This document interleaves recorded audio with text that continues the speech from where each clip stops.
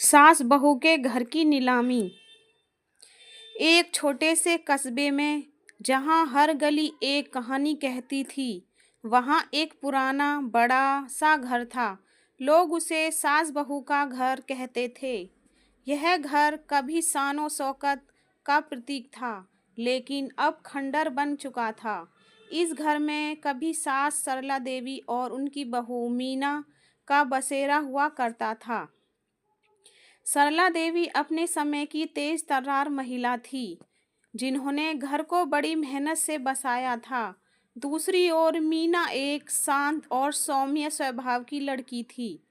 शादी के बाद दोनों में प्यार और नफरत का ऐसा अजीब रिश्ता बन गया जो कभी सुलझा ही नहीं।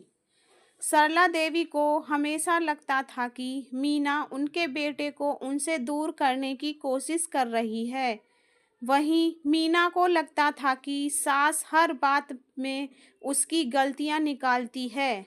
छोटी छोटी बातों पर बहस बढ़ती गई और प्यार के फूल सूख कर कड़वाहट के कांटे बन गए।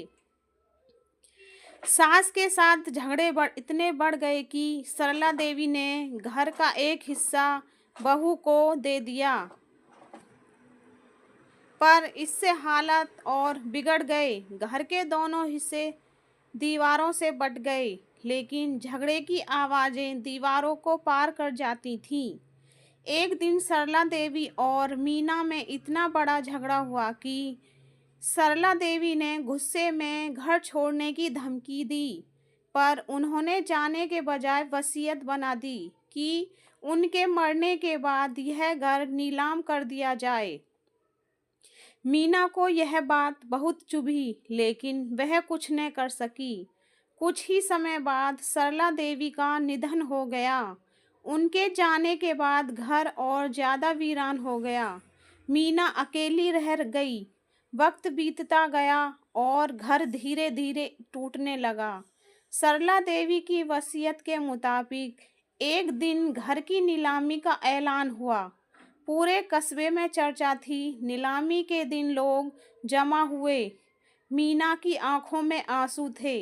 वह चाहती थी कि यह घर बच जाए, पर वसीयत को बदला नहीं जा सकता था। नीलामी शुरू हुई। कीमतें बढ़ती रहीं। तभी एक बूढ़े आदमी ने ऊंची बोली लगाई और घर खरीद लिया। बाद में पता चला कि वह बूढ़ा आदमी कोई और नहीं बल्कि मीना का बेटा था। उसने माँ की तकलीफ और दादी की जिद को समझते हुए यह फैसला लिया था। उसने अपनी सारी जमा पूंजी लगाकर घर को खरीद लिया। अंतिम संदेश। मीना ने घर को देखते हुए कहा, यह घर अब भी खड़ा है, लेकिन काश रिश्ते भी इस दीवार की तरह मजबूत होते। सास बहू का यह घर भले ही बिका हो, लेकिन यह कहानी कस्बे के लोगों को हमेशा याद रही कि प्यार और समझदारी से हर झगड़ा सुलझ सकता है।